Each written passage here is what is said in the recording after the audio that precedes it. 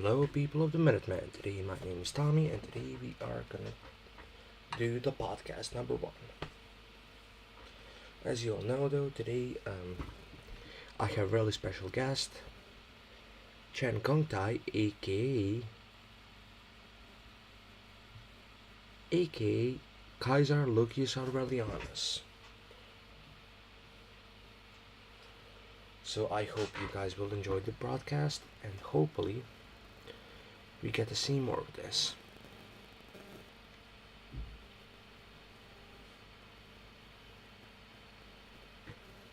Now, in the meanwhile, let me just share the whole thing out.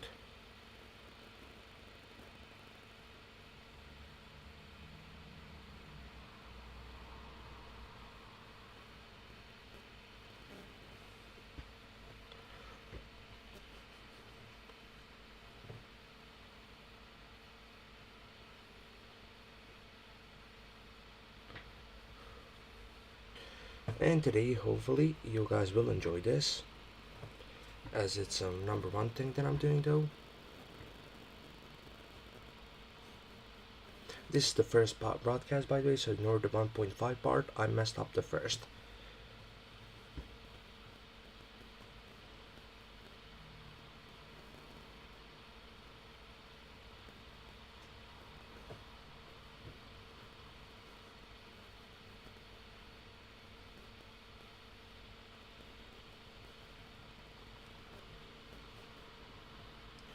So in the meanwhile, hopefully you guys will enjoy this, and basically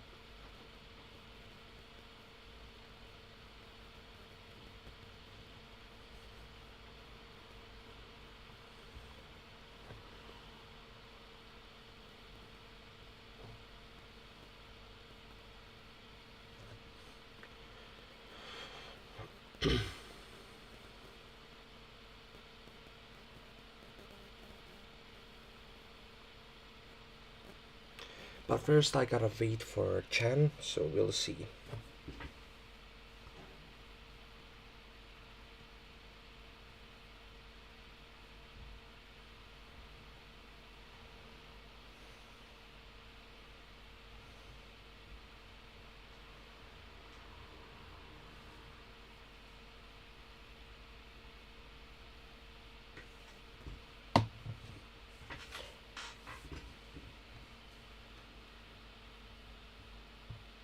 But first, let me just continue self-promoting because you'll see.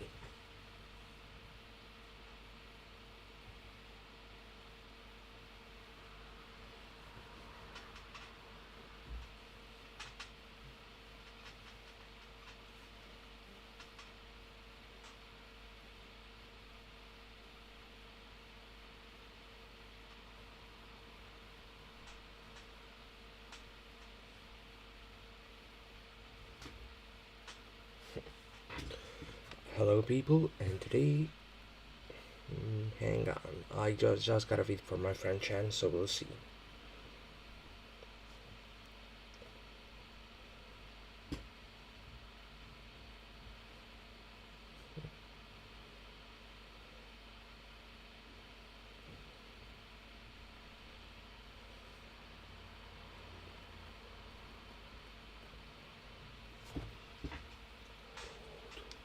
Senaiden.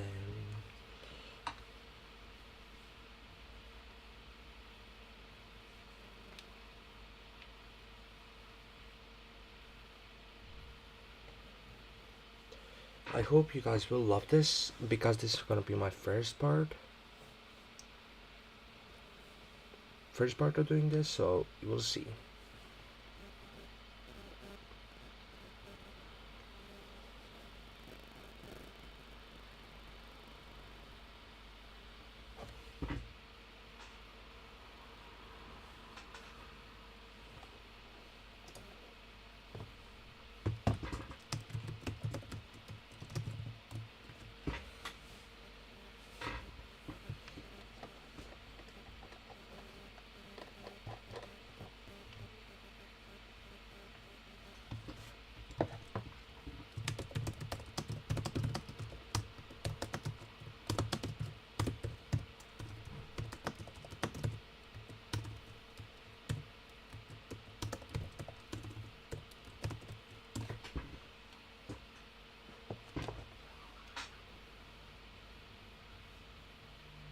So, people of the Minutemen.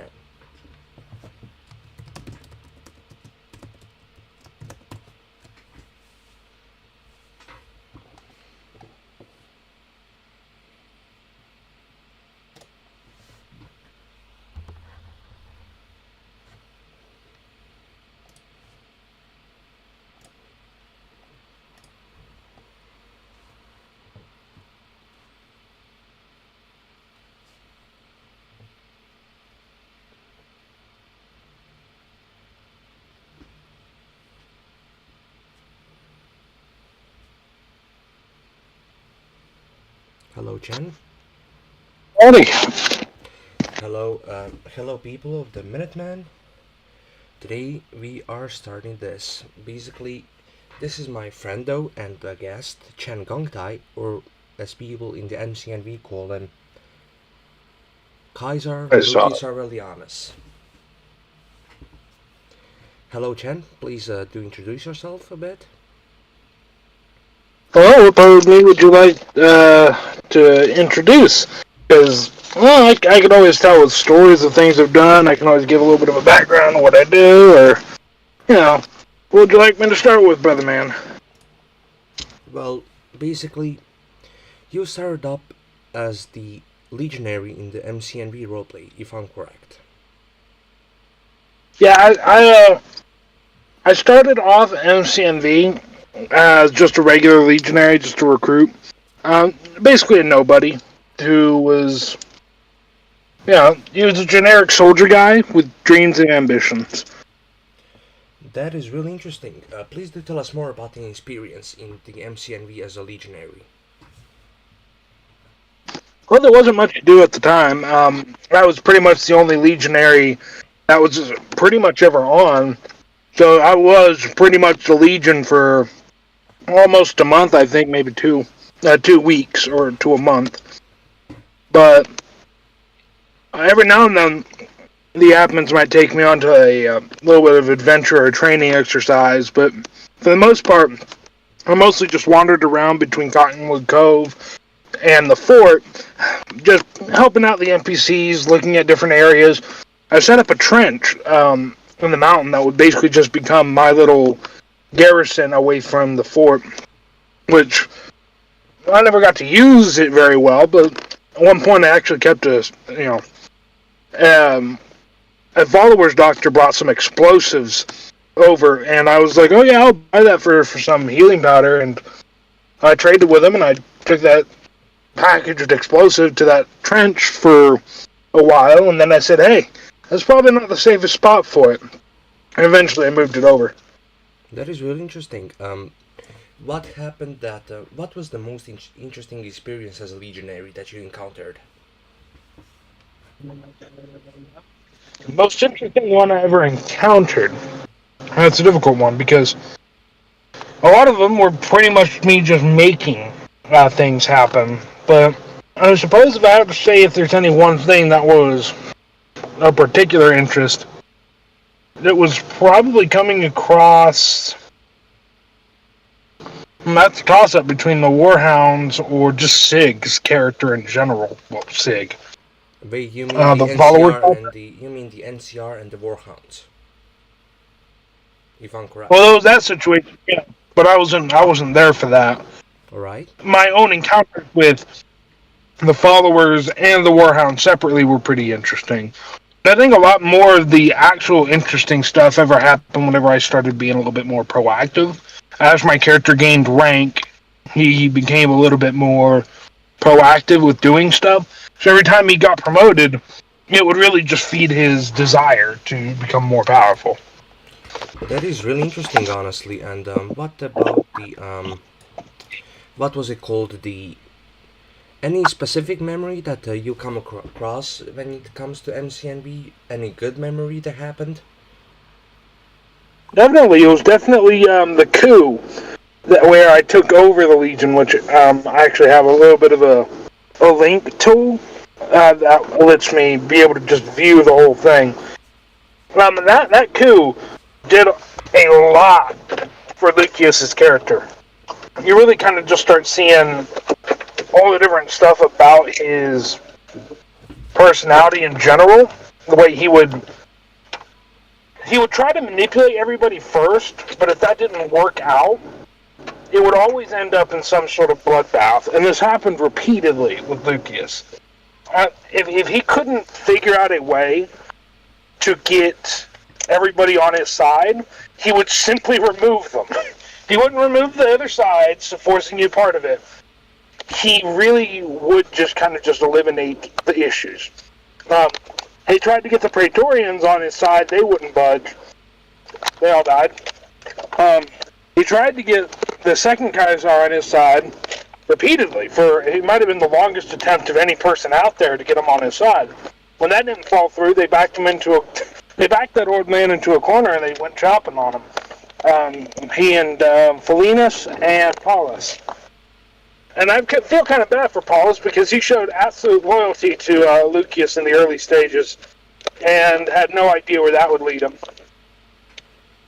It led him where he wanted, honestly, from what I heard before when you told me. So, for people who don't know, basically, you're a fan of Fallout, a good fan of Fallout. If I'm correct. I am.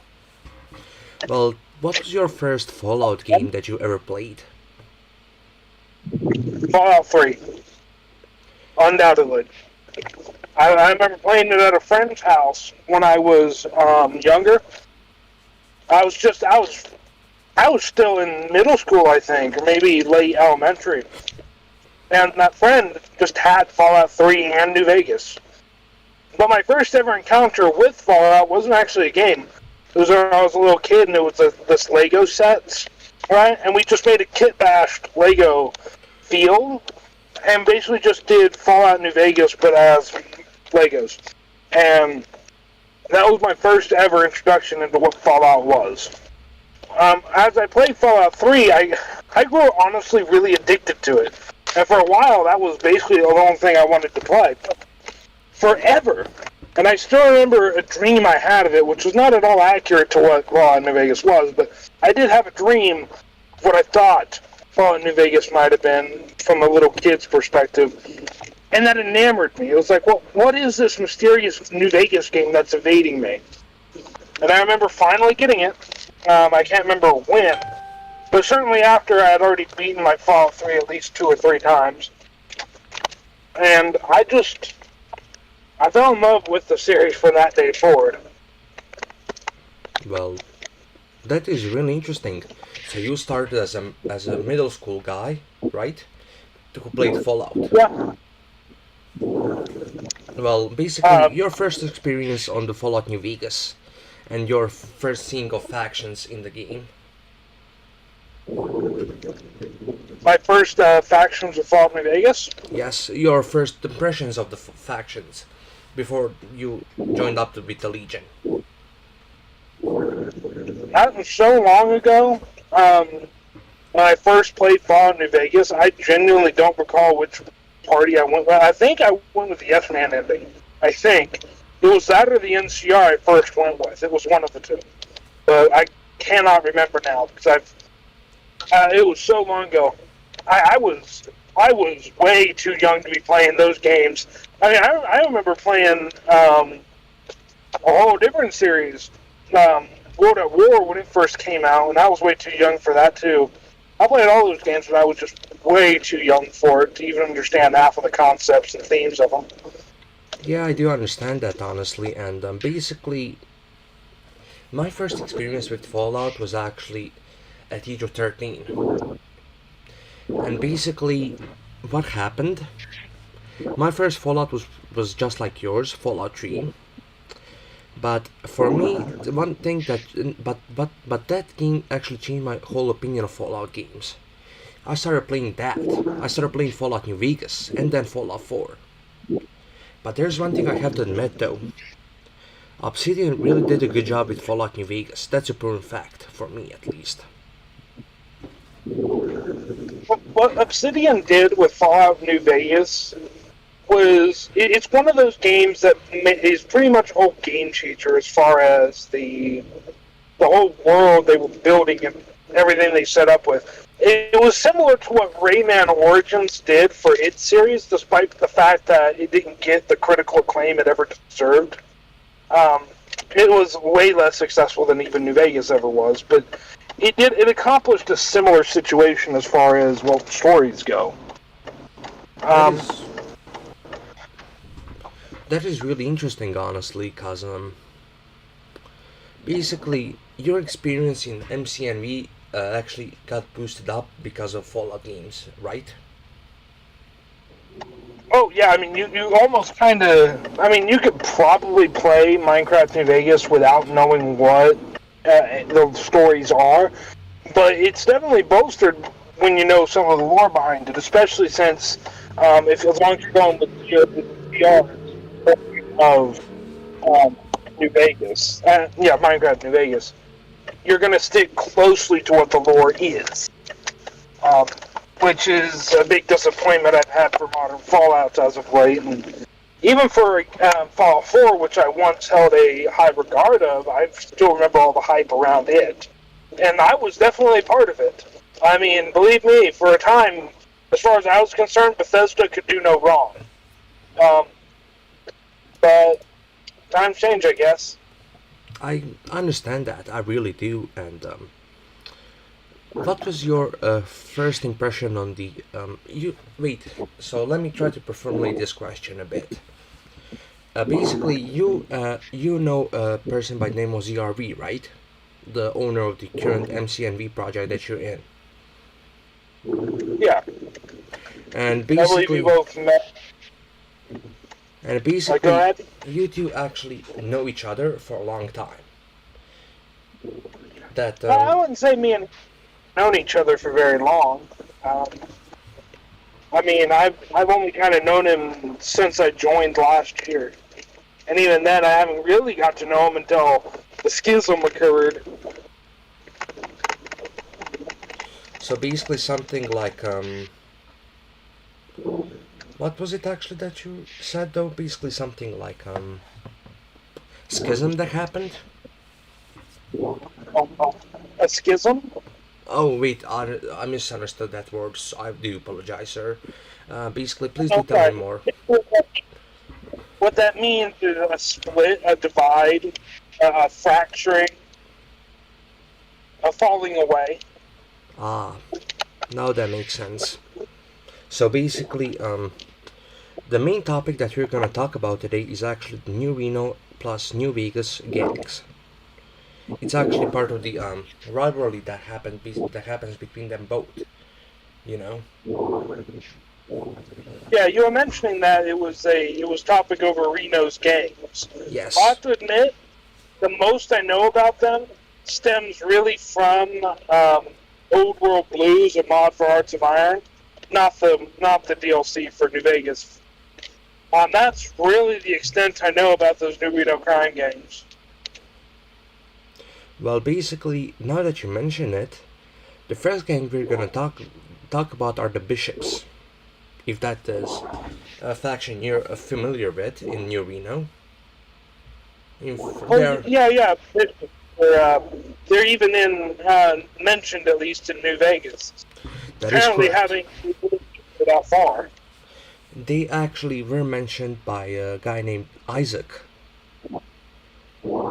Yep, in the Novak Motel. yep, The yep. He's the guy in there. Reveals that he banged that one dude's daughter or something like that, and now they're after him. It's like, hey, I mean, you got to do what you got to do, I guess, my guy. that is true indeed, but I do have to admit the guy did a really bold move, but a really scary one as well. Because you see, he actually robbed the casino boss. Not the casino boss. I meant the. Remind me, the Shark Club is run by Bishop, if I'm correct. So he actually robbed him too, huh? Yeah, he did. Yeah, he just can't help himself, huh? He is trying to help himself out, but in fact, he got robbed. He robbed the casino boss. Not only that, though, he actually slept with the boss's wife. Not the wife, the daughter. I Oh, mean, oh, oh! He straight up he just went for the whole bag, huh? Yeah, and basically one of them was actually, if you encounter him in Fallout, he will actually tell you all about it, but there's a dialogue option that you can actually scare him off in killing him.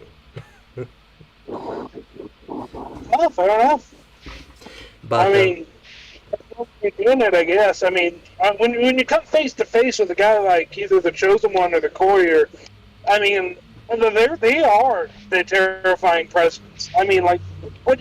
How do you even deal with someone like the Chosen One or the Courier? How do you even deal with them, especially if you're a Reno crime boss? that's the whole thing. Basically, you can't if you actually kill them, for example. It's kind of like the whole their death will actually be ranked all over the wasteland, and Yeah. that will kind of lose your reputation as a boss and more like a merciless killer than a boss. Well, I'm sure a lot of crime bosses really don't care about how bad their reputation is. They used to see that as a good thing. Yes, but in this case, Bishop Well, here is known for running a shark club. Then there are Mordinos, Salvatores, and Wrights.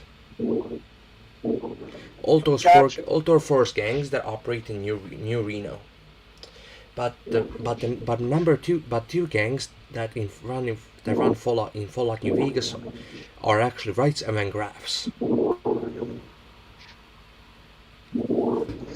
So basically, Really? Are those the only other two that are in Reno? technically, they're the only two mentioned in the that rule New Reno. But it's less known what happened to other families. Maybe war happened, maybe something else. Who knows?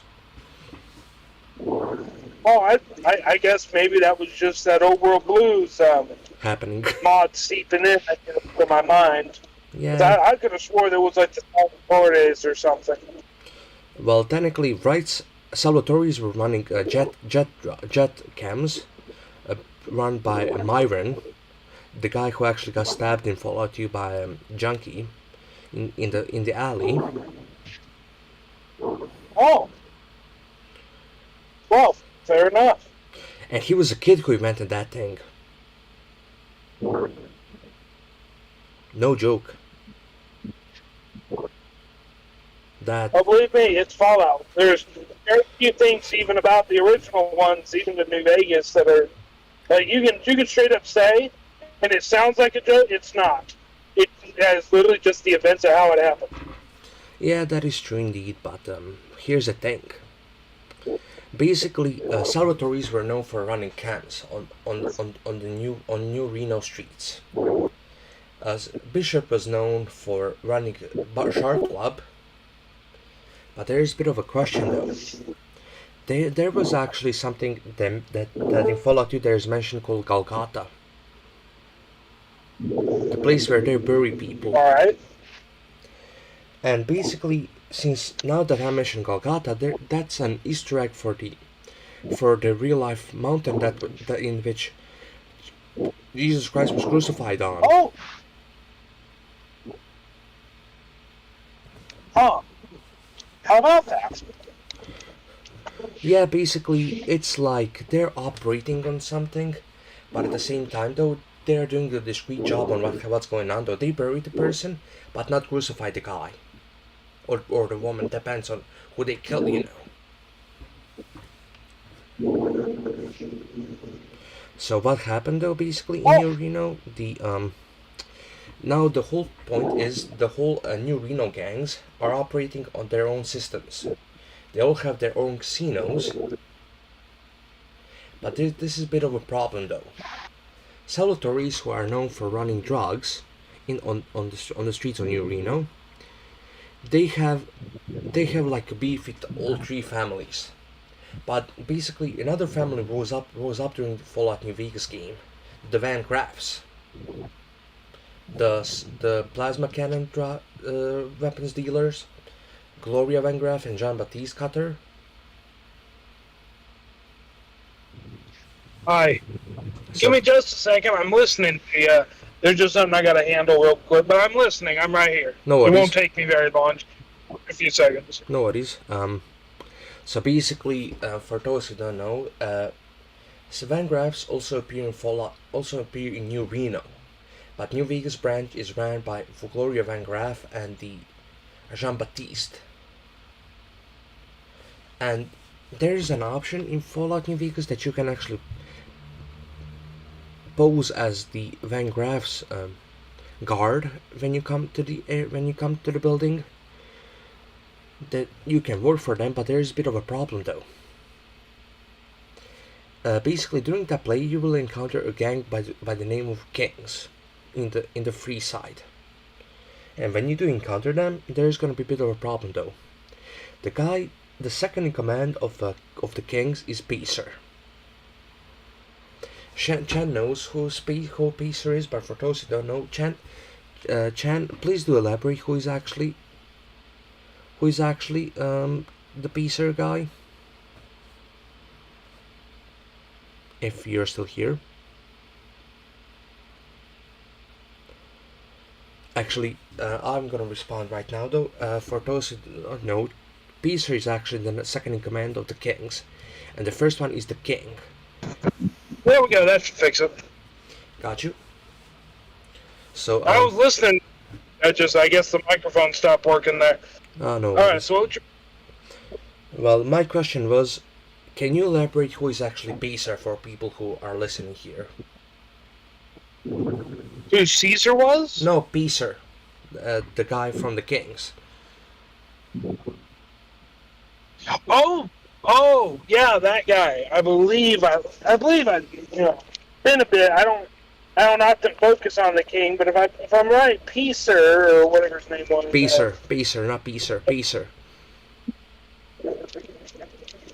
I swear, was it that same guy who stops you out the door and takes some of your money, or is it a different guy? That is him.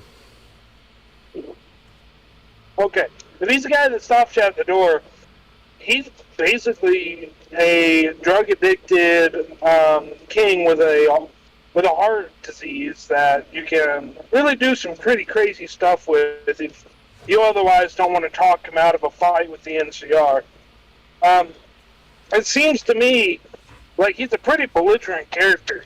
As far as I'm aware with him, he really don't like the NCR. And he'll do whatever it takes to drive them and their squatters out of Freeside. That sounds like a guy who actually really despises that kind of feels like he's a xenophobic, if I did understand correctly. Or foreigners, if I'm correct. Repeat again. I think some of that was sort of xenophobic. lost. I wonder if it's just Xenophobic. Is Pacer xenophobic in your opinion? Who's xenophobic? Pacer. Pacer. Yeah, I think so. I mean, like, he doesn't really want NCR around, but I don't think it's based on anything more than them just being NCR related. I'm pretty sure he kind of views it like, like, why are you guys here? It's like, this is kind of our home. Why are you people squatting here and then expecting, to be treated peacefully? If I'm correct on what you're trying to say. Yeah, something like that, I think. So basically, now here's a good question right there, Chen. For you though, who were the Powder Gangers, and why are they important in the Fallout New Vegas story? Honestly, I never thought they really were important to the story, except for the fact that they, sort of. What the Powder Gangers really did serve as was some escaped convicts that are pretty easy early game enemies for you to fight against. But I never really thought they played too much of a heavy factor into the main story overall. But they did provide some interesting insight as to how the NCR would sometimes operate their prison system, since they're using prisoner labor to handle different things like blowing tunnels into areas using dynamite. It also kind of shows off some of the large-scale corruption, to put it lightly, within the later stages of the NCR. And its institutes. And its institutes of that are being run by Brahmin barons. I mean. The super mutants? No. I said institutes of the NCR that are being run by Brahmin barons. Barons, I mean. Oh, gotcha. Yeah, I'm sorry. My whole speaker and everything down, or off to the side over here. So it's like, now that I'm going to miss something. But yeah, they're pretty much ran by Brahmin Baron, and you can see similar things all around where powerful organizations economically decide they can get in bed with something political, and they sort of merge the two, economic and political, and nothing good ever follows. Yes, take for example that Heck Gunderson guy from the New Vegas Strip. When you go to the Marta and that other guy, who actually came from Reading, I think, they have a job to the guy who actually wants a revenge on Heck Gunderson, who is actually in the Ultralux Casino. And basically, Heck Gunderson asks you to look for his son. Yep. And basically, yeah. I hope you do remember that part, because it's actually important to I think the White Glove Society. Yeah, the White Glove Society. Yeah, I remember the whole quest there. It's sort of one of the more there's a lot of quests in New Vegas that are very memorable, and so's that one. I think that's actually, at least to me, one of the more memorable quests from the game. I mean, for me at least. Oh, sorry, you say first. You're my guest, so you should say first. Oh, it's not a problem. I don't like to interrupt the host too much, especially if they have a topic or an area they'd like to go to and cover. But, I mean, as far as that White Glove whole quest line goes, I mean, yeah, Chen Gunderson, I thought he was an interesting character, but you also really do see the amount of corruption in the NCR through him, is that he can just shut off all the food, or at least from maybe multiple Brahmin barons, towards Vegas, and essentially try to starve them out for the sake of his son. And on one hand, I totally understand why he would probably not want to trade food with the people who were going to make his son into food. I mean, that's fair enough. Yeah, why would you feed them? But it also kind of serves as a demonstration of these guys are exceedingly powerful. If they seem to be able to just cut off food supplies if they so feel, which can definitely bring most small towns in a world like Fallout to their knees. An area like Vegas, I'm sure, can get a new supplier, but imagine if Goodsprings had a similar situation, the Brahmin's Baron cut it off, nothing they could do. I mean, for me though, the whole Heck Gunderson son thing, basically, it kind of feels like too much of a hassle, at least for the White Glove Society. They kidnap someone who is actually whose family is actually a powerful family in the Reading. But what I don't understand though, basically, how come you have to be as a member of New Vegas Strip Security, or also known as the White Glove Society, one of three families. How crazy you have to be as a family to kidnap someone, however, who is actually really powerful. You'd be really surprised how, I mean, as far as the son goes, like how easy it is to kidnap somebody or whatever. I mean, you get powerful entities, and they figure out a routine. I mean, the mob does it all the time. Cartels do it all the time. I mean, it really just is a matter of knowing who your target is, as well as, intent. Not that it makes it any better. It's always worse. But even it doesn't matter how powerful Ted is. If there's another powerful interest group that wants to hurt him, and his son makes a mistake or goes to a different restaurant, or goes to the same restaurant one too many times, it's done so. So it really doesn't shock me too much that they had an easy time doing it, if they had an easy time. I mean, for me, however, New Vegas is actually a really interesting part of the wasteland. Also, just like New Reno. But here's the thing, for me at least, New Reno is actually run by four families. In the Fallout 2, in the Fallout New Vegas, however, it's run by two families, Wrights and Van Graffs. Van Graffs actually appear in the free side in Fallout New Vegas, and are also included into the whole affair with the Crimson Caravan. Yep. So basically, Van Graffs actually, who are part of New Reno, they went to, excuse my language for this, went to bed with the really powerful company that was formed in Fallout 1, in order to destroy some rival competitions. Yeah. It's kind of like, you can see definitely the corruption in there at some point of the NCR, I mean. Like, take for example the NCR's corruption in this whole thing. Like, NCR's main policy is actually of the people for the people, but everyone knows that that's a lie there, right? Yeah, it's been that way since Tandy died. Yes, and people seem to forget though that the NCR actually has mostly like its most flaws, just like Legion at some point in Fallout New Vegas.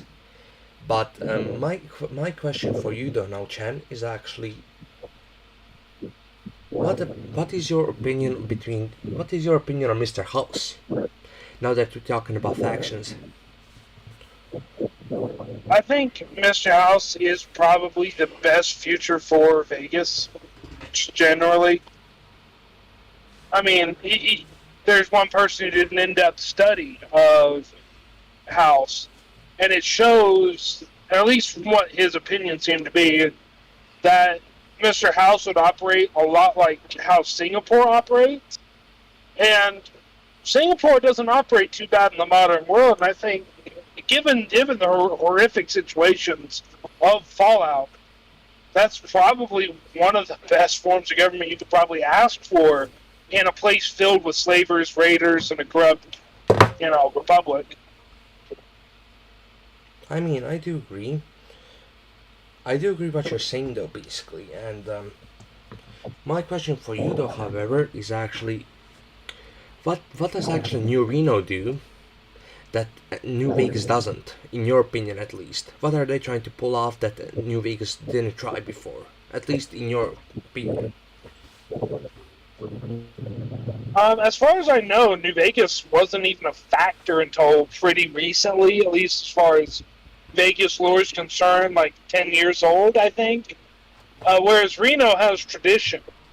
Plus, depending on what kind of chosen one you believe existed, there could also be quite an interesting holotape floating around New Reno that would definitely bring them, how could you say, authenticity as far as their history. They have history. They have, when you think New Reno, you know exactly what you're thinking.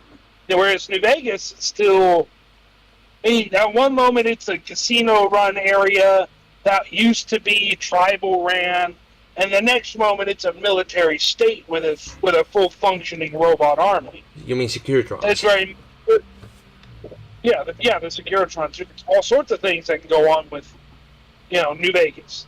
Whereas Reno, it has a very stable, I'd imagine at least, it sounds like it's a pretty stable world over there. You know to expect when you go there, that it's that it's Sin City. Um, I think Vegas, as far as what the game seems to be suggesting, is more successful, but I do think that Reno is probably not far off from being, neck and neck with Vegas, because it's like before. It has all that tradition. It has all those people who would live there for maybe 100 years, maybe, depending on when New Reno itself was founded. It simply has a head start over Vegas. I think just that Mr. House is a pre-war businessman who has all of the knowledge of how a business should be run and advertised. It's probably got a pretty good head start on Reno.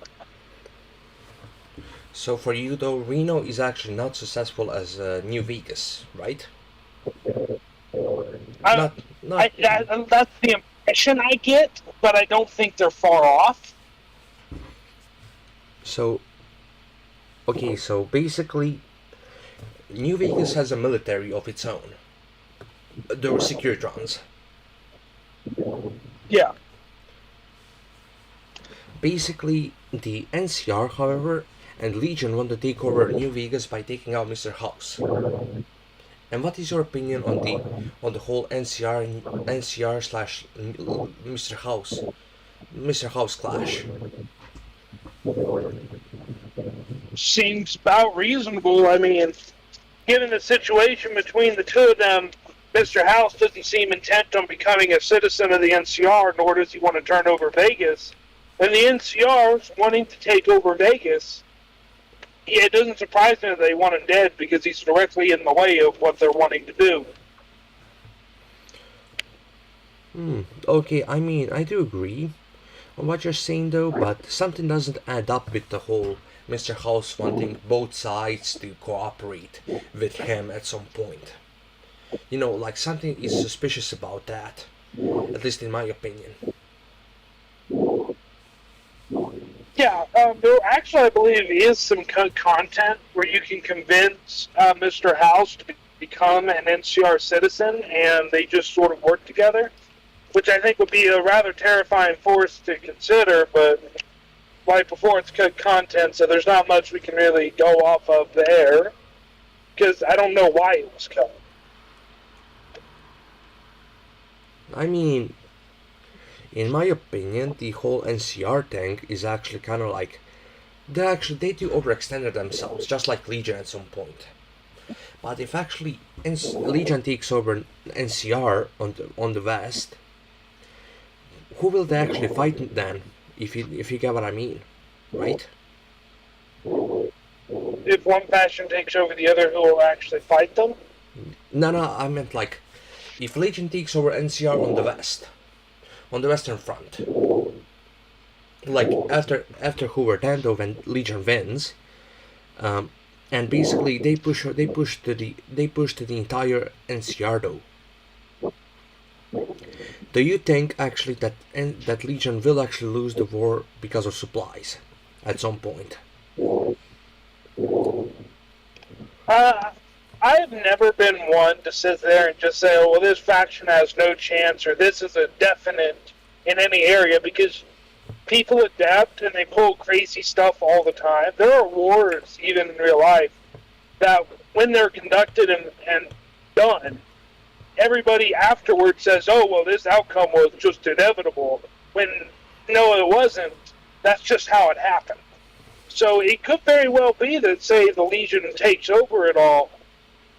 Maybe they'll be able to hold on to it. Maybe they wouldn't be able to. Certainly a lot of land, especially if they're even suggesting that pulling forces away from the east is causing them the even consideration of destability over there, then it's more than likely a risky job to go even further west. But at the same time, you never know what could develop depending on what Kaisar or maybe even Lanius orders. I mean, basically, okay. Now that we're talking about Legion, please do tell me something about the Legion itself. Like, who was the first legate, and what about Caesar, the first Caesar, Kaisar? I mean, not Caesar, Kaisar. Please do tell me something about them Oh, both. well, I guess there's a lot to talk about, but most of it's already been talked about as far as, Josh Sawyer laying it out, and people researching it by now. But there's there's a lot about the Legion that was going to be developed, and they just didn't have the time for it, which is tragic because a lot of people see the Legion as very one-dimensional or two-dimensional, whichever, and they're not. They have a few more dimensions than just that. They Then people sit there and say, "Oh, well, it was a fascist dictatorship," but it really was. I mean, the main issues between the two is in nuances, and the Legion's nuances specifically align almost more with a sort of mix between Mongol Empire and Rome. And they have a god king. They have subjects who will just pay their tribute and live peacefully in Arizona. Of course, there's not exactly any freedom to be had there, but at the same time, what freedom did most of those people have under the Raiders? I mean, they really did trade just one raid boss for another, but the other raid boss that they traded them for, to them, not as bad, but to other people, just as bad. So basically, you say that that the situation with the Legion in Arizona is kind of difficult, if I understood correctly. Well, I don't know. I mean, it sounds, at least what you get from Raul, that people who live in the Legion territory do pretty good. They don't seem to want to cause any issues. But I imagine new conquered territories are still rebellious and haven't been tamed. I mean, I do get that, but here's my situation on the whole Legion NCR thing. You see, Legion and NCR have been clashing since the first Hoover Dam, or basically as soon as the whole thing happened. But here's my question about the NCR though. Do you happen to know the first Mojave campaign that happened, like the Battle of Bull Run that happened? Yeah, the first campaign happened, I believe, 10 years before the second battle. I believe. Alright, so Battle of Bull Run happened was like. So what happened though? The Battle of Bull Run, however, actually got some innocent people killed.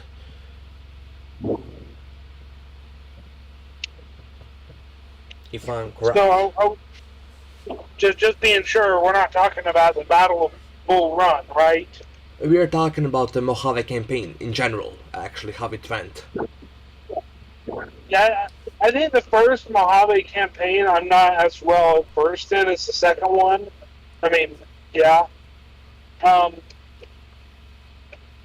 mean, I know about a few battles, but most of them kind of slipped my mind from the first one.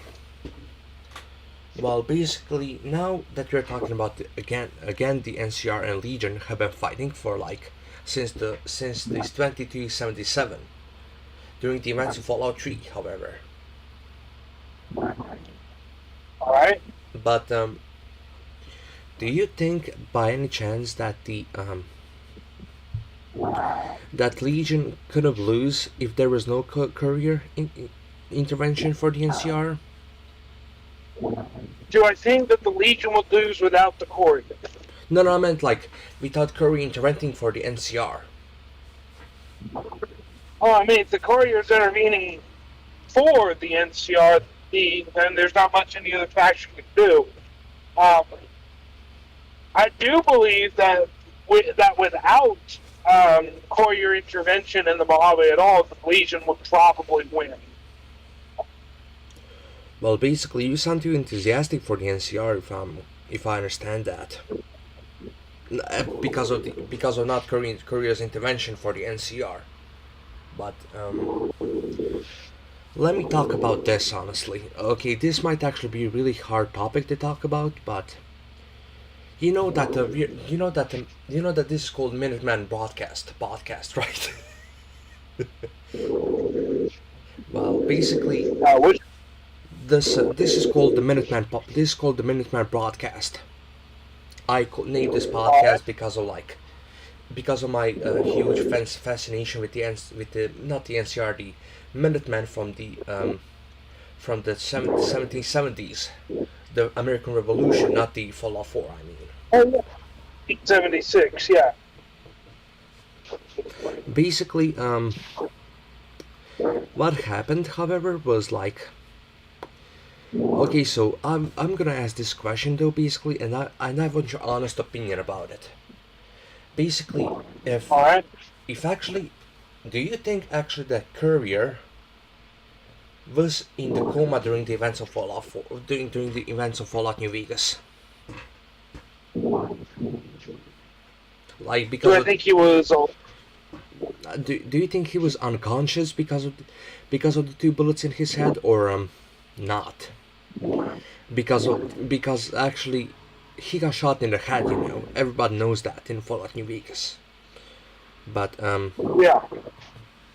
but my question is, however, do you think actually that he actually was awake after a few days of that or not? I'm not sure. But this is a really Is there good a question correct that I answer? asked.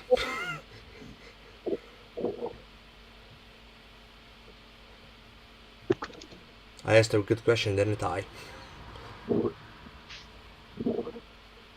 Basically, because there was once a theory that the whole Fallout New Vegas game takes place in the courier's head, because he was shot in the head. Oh, so there's a theory that this is all just happening in his head. Yes, but it's not confirmed or not sure actually. I'm not too sure for myself, so I just want your opinion on it. Um, that would seem kind of weird for that all just be happening in his head. But I mean, unless they confirm it to be that way, I would imagine that this wasn't just in the courier's head. That he was actually doing some of that stuff. At least that's what I would imagine. Well, basically, okay, now that we're talking about courier, who do you think actually the courier might be, in your opinion? Repeat, Who please. do I was yawning there, and I think it cut off the important part. who do you think the courier might be? It's left explicitly ambiguous because that allows players to be able to just create their backstory with them. I don't believe the courier has any set pieces that would suggest who he is. At least until, I don't know, the show decides, oh, hey, we got him a backstory. Which I'm sure they will do. So basically, you think that the courier is actually an open book that you can write on, if I'm correct. Yeah, I mean, with almost every other Fallout character that we have, it's pretty much always a character with some kind of backstory to him that we can at least make guesses with. I mean, even the Chosen One we kind of know a little bit about, but with the Courier, we literally know nothing. We know Yes. that he was a courier, and that's it, but that doesn't really say who he was. And that Ulysses from Lonesome Road knows him. Well, even then, it's sort of left up to the players to whether or not Ulysses is correct or wrong. I mean, I do understand what you're saying though, and basically, for me though, however, I don't get that courier actually. Well, basically, a friend of mine once said to me though that the courier could be Lone Wanderer, but I'm not sure myself about that theory. Not unless you had a vertebrate or a train to take him over, which you can do in Tale of Two Wastelands. Got you. So Basically, okay, now here's a good question right there that I might ask you this, and it might be hard, it might not be, but we'll see. Basically, the in your words, how would you actually describe the MCNV though, the one that is being created at the moment, the Z's one? Oh, how would I describe in a few short words how it's being run? It's up to you though, how you want it actually. You can do the long one, Oh, short one. It's up to you. I personally so far haven't seen like how the actual server's operating because it hasn't fully been kicking off yet. So I mean, I don't think it would be very fair to judge it too much just yet, but he's making a lot of, he's saying a lot of things that I'm liking, that I'm hoping they're followed through on, because if they're followed through on, that'd be amazing. Because, I mean, he was the guy who coded everything here, and he had a vision, and so did the person he had working on it with for a while, and they seem to have been united, and then all of a sudden, turns out that wasn't the case.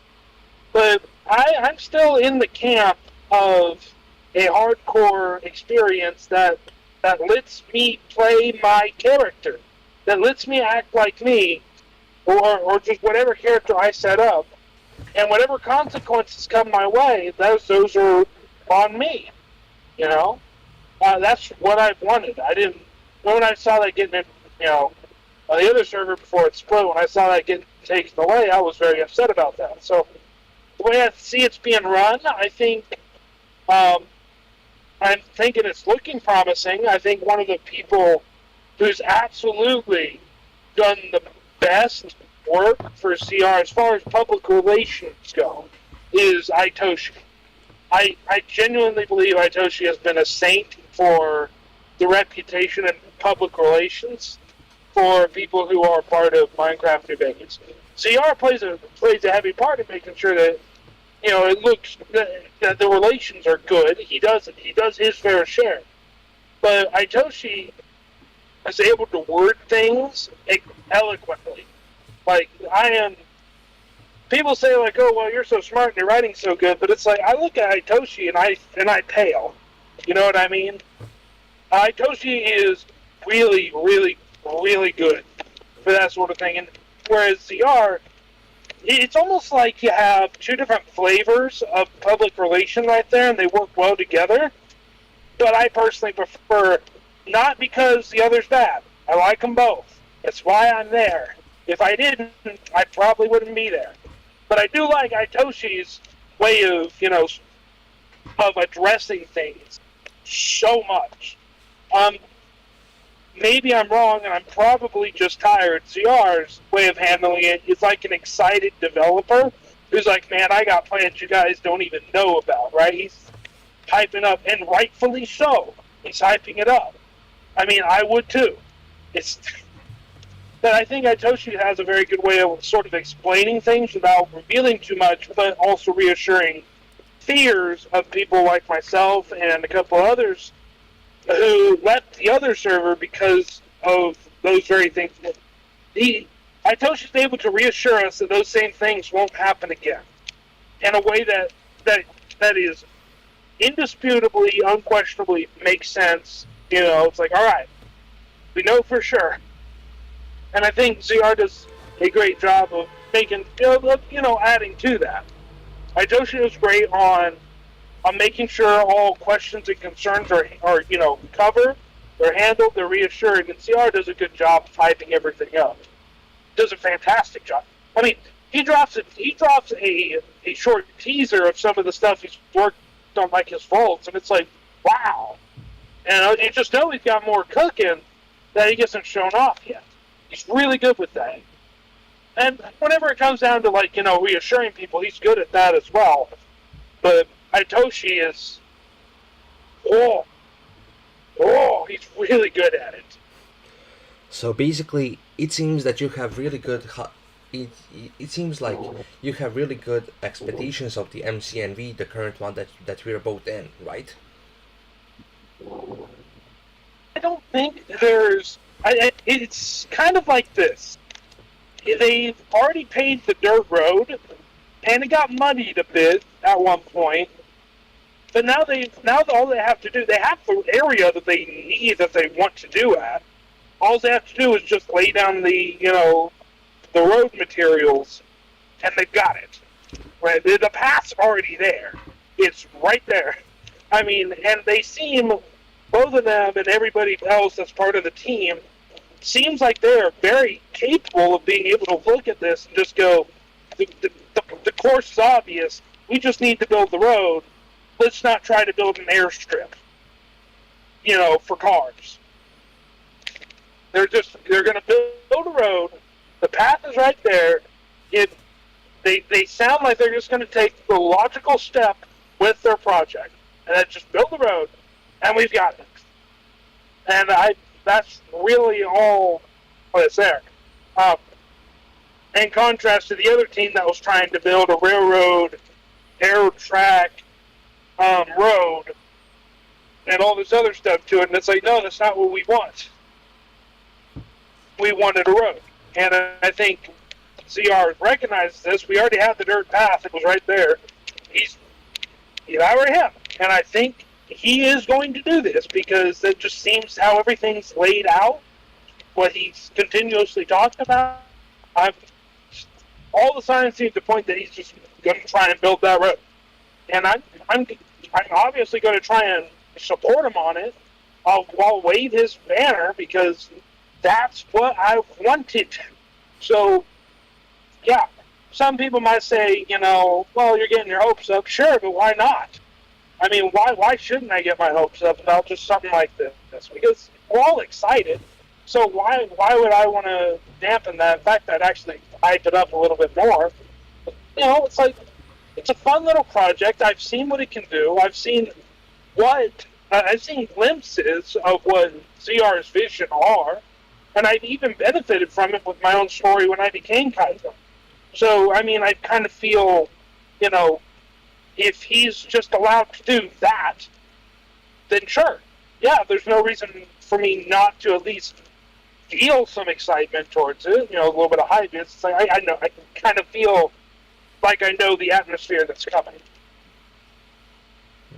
That seems really interesting. And basically, okay, so my question for you though right now is actually how would you actually describe the NCNV community and people there? What I would consider the community, the player base. Yes. I don't consider, I'm just going to wrap it all together because may as well just get every single group and click. You have the hardliners, which I think are guys kind of like myself, who want the unabridged hardcore experience that I encountered when I was first starting. I'm an old guard, okay? That is the one thing you'll see consistent about me through any media, is that I'm old guard. Whatever I enjoy that, and it shouldn't divert too much away from what I was enjoying. When that happens, I get angry, and I get vocal. You have what I would say would be the Golden Bull faction, which I had a hand in propping up, but that was really Red's building up a person who played a character by the name of James Lowe. He really built that up, and I would say that's kind of his faction of players, because, and yeah, I'm there, and I'm welcome, and I'm part of it, but I'd say that was really his thing, right? He built that. And they're looking for something similar to the hardliners, but I think that they're more flexible with some of the things, and they look for... They're a little bit more adaptive than people like me. I see any kind of change at all, and I'm usually going to be against it out of hand. Eventually I might come to enjoy it, but, I mean, that's just how I am. Then you have the elites, which are on the other MCNV server, and the elites are pretty much the group that once they got in charge of things, they wanted to dictate everything, and even were trying to take away control from CR for what it looked like. Something I warned everybody, every single one of them about, was that they're headed up by a strong man. Not a strong person and character, but that he just strong-armed people into doing what he wanted. That's how I felt when I saw from him.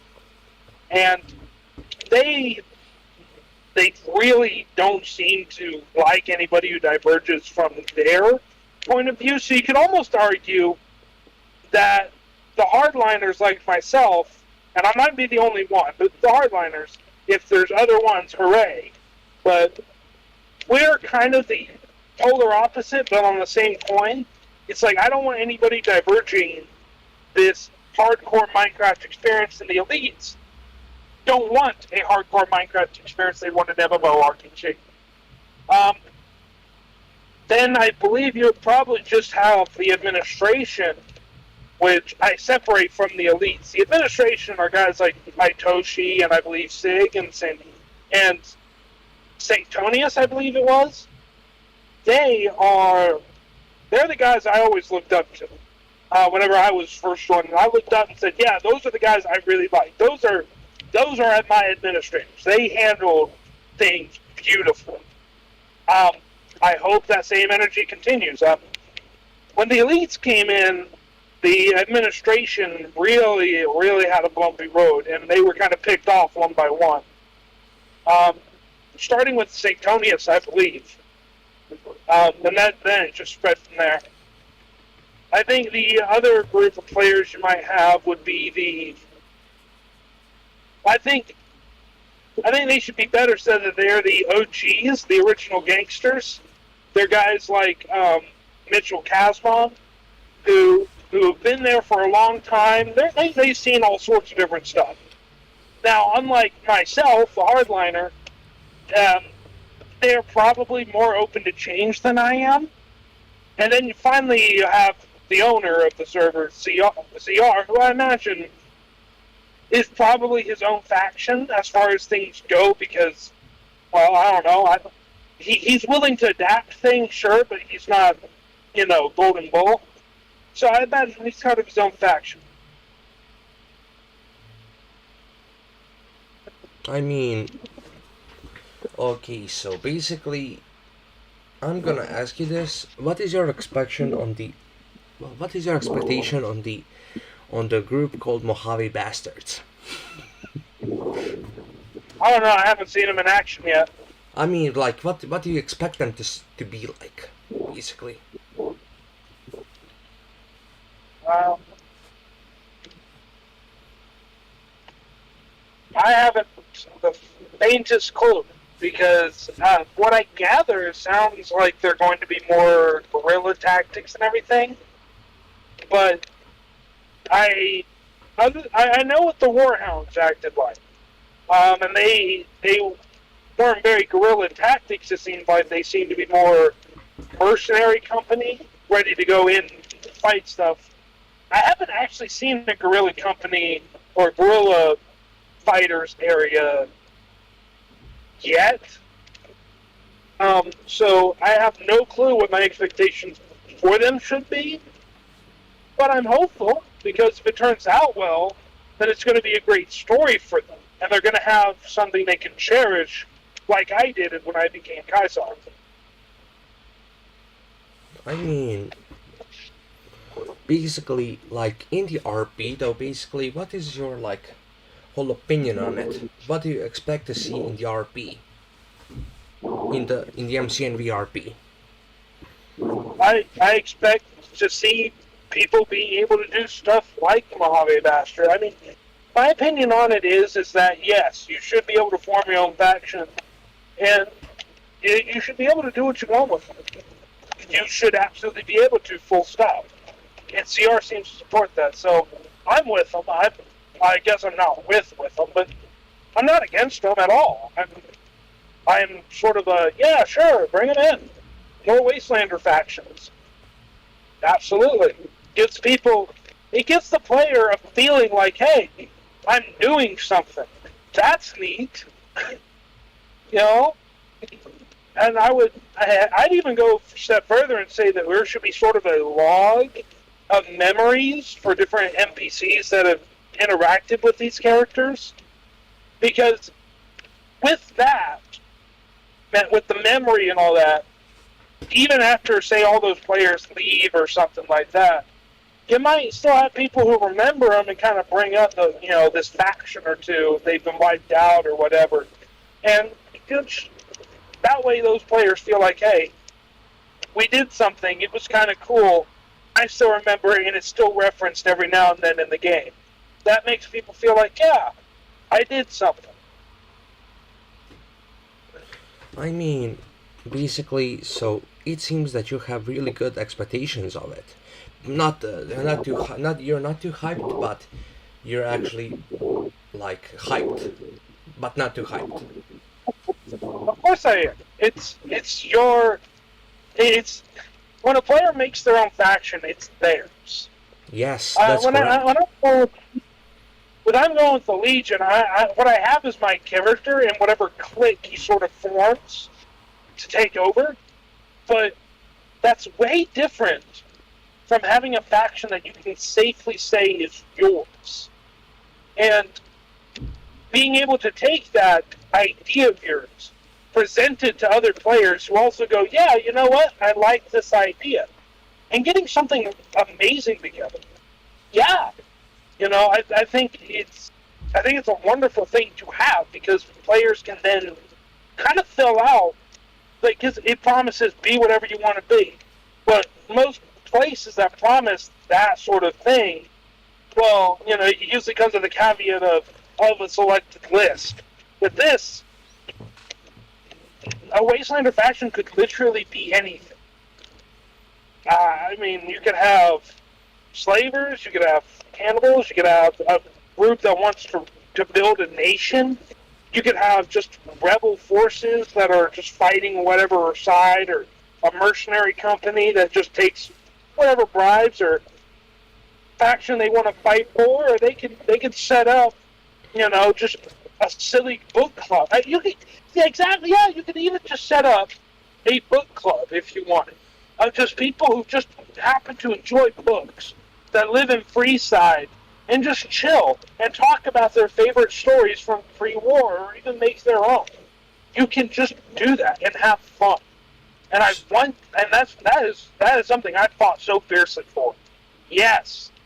I kind of hope to see more like mini factions that are not really factions, but they're kind of like that book club I mentioned. Just, it's not really a faction, but it is. So it's their little group that maybe multiple factions of people kind of get together of and say, hey, yeah, I'm part of that club too. This is the one place we don't shoot each other at. Stuff like that. Yeah, absolutely. I mean, so basically, it seems like basically if there's freedom, you love it. If I'm correct, in this RP service like this. Yeah, there's.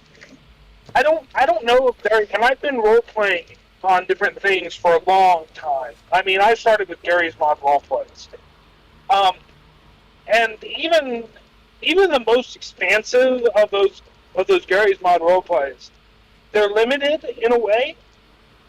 Like, you can do just about anything, but there is also a sense of limitation, because you really can't just form a faction that's going to last quite like you can with what CR has developed.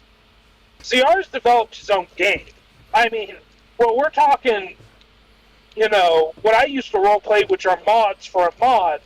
CR is busy developing his own game out of Minecraft. He's developing his own game. That is way to put it. And there is a level of freedom in Minecraft New Vegas I haven't found anywhere else. That most places that you go to, when you want to become a leader of faction, you're never really the leader. You're just some general sidekick or something. You're you're the second in command at cast, and you get orders how you do stuff. I'm sorry, you I you are mean, cutting out a bit. heading through the mountains. All right, so Go ahead and talk. I'll try to get in contact when I can. no worries. So basically, it feels like you enjoy this a lot. Like it feels like you really like are sort of a fan of the MCNV, the Z's version, because he actually made like game inside a game, right? At some point. Yes. Yes.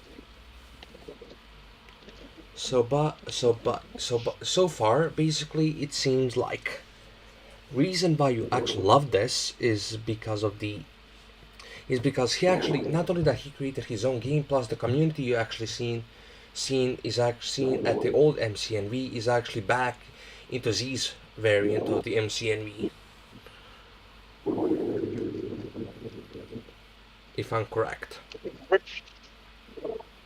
Repeat just to be sure. Basically, like, there are some OGs that you encounter from the Golden Pole, or like from the Hellhound or the Warhounds, or like for example, like there's the, what was the guy's name? There was like Mitchell Casmus, right? Mitchell Casmon and James Lowe. Those are two people. He had a lot of names. And I actually remember most of them, I think. Or that is really interesting. So basically, you are really happy that you see the OGs in the back with you. Though. Yeah, I am happy to see a lot of those people that I vibed with and developed a lot of stories with. You're making a return to this server because it feels like we're getting the band back together, and who knows? Maybe it will really kick off. Maybe it won't. But by God, I'm going to do my very level best to try and see to it that it stays, hyped up and that it kicks off very well. You won't see me detracting, at least as long as I'm not lied to, and I don't think that'll happen because me, NCR, and a bunch of these other people that are with us have had consistent views of what we've wanted since the start. So I don't think any trickery or backstabbings or anything like that are going to happen because we're all on the same boat. We've had the same opinions about the same mod, since we've met of what we've wanted, and it's been consistent. So I'm not too terribly worried. Okay, so from your words, actually, you love the old company that joined with you. Like, take for example Odie from the Golden Bull. Oh, is there a person I would say from the Golden Bull? Yes. Probably Secret Redbeard. Yes, Secret Redbeard. He actually, from what I heard, Secret Redbeard person. From what I heard, well, not really. Sorry, you were Go saying. ahead. No, you were saying. Well, James Lowe was Redbeard's character, so I just kind of refer to him interchangeably. That's really all there is. I just thought I could clarify. Well, basically, from what I met in the MCNV community, from you though, from Redbeard, from Odie, from Z, from Toshi, and from others, you all seem like a really good community, and I'm really lucky to know y'all. Well, yeah, you do get that when you're forged in the fire and flames of adversity, and we certainly experienced that. We're kind of noted. I'm almost kind of feeling like Minecraft New Vegas is starting to meld all of us together into one, conglomeration of people, a single consciousness of autism. Yes, so basically, like, you as So basically, how did actually the Golden Bull got formed? Now that we're talking about them, how did the Golden Bull got formed? Wow, what did we make that group for? No, no, no. What was how did they actually decide to form the Golden Bull group? Oh, it was just called the Golden Bull pretty much from the start. I don't think we really called the organ. I don't really think we really called it anything beforehand.